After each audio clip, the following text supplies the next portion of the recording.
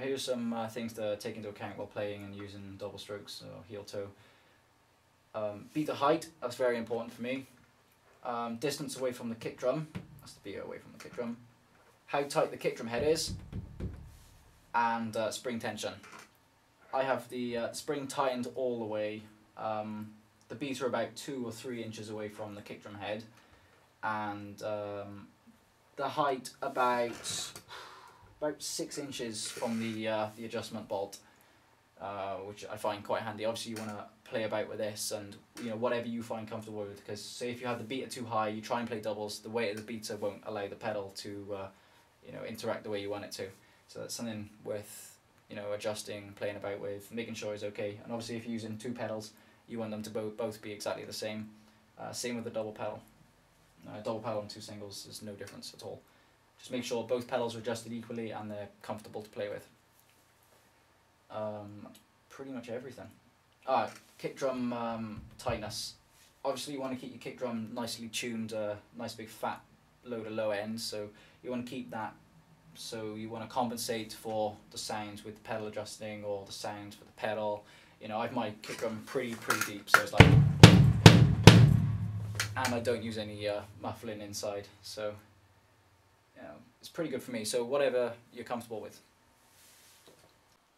To be able to play heel toe correctly without any cramps or any of that crap, you want to make sure your pedals are sort of hexagon shaped, facing outwards, sort of typical setup. You want the middle being where you sit, and this just allows the motion of your legs to move just a lot freely, and it saves energy, avoids cramps, and just cool stuff like that. And you want to be able to sit parallel to the ground, so you want your knees to be at right angles. You want your feet to be flat on the floor and flat on the pedals, with no hassle at all. You don't want any of that shit getting in the way. And once you got that, then you should be able to learn and play a lot easier. The heel toe technique is made from 2 different motions of the foot. You got your heel up technique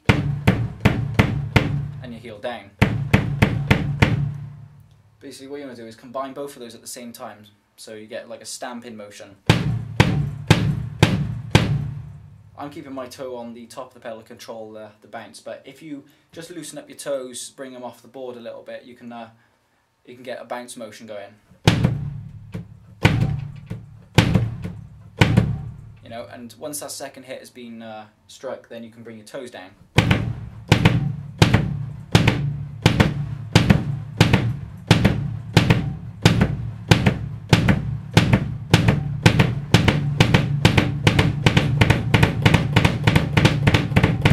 It's good just to practice that until you got that motion going. So it's like a rocking motion. Imagine there's a pivot in the middle of your foot, and you just want to just keep that going. Obviously it doesn't sound good when it's slow, that's what singles are for. So you just want to practice that with both feet, so I do it with my left foot and my right foot.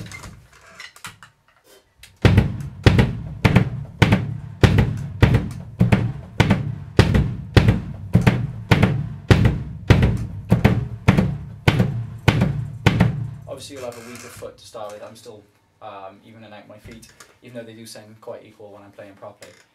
A good beat to start practicing with that motion is the normal 8th beat. So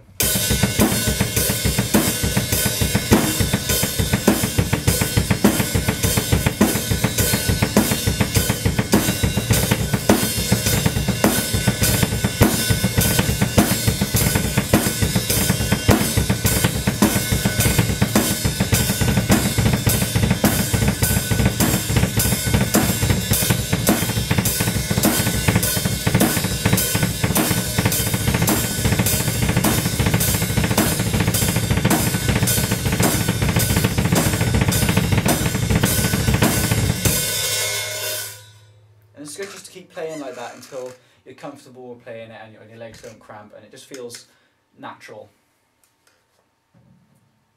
And that's the very basics.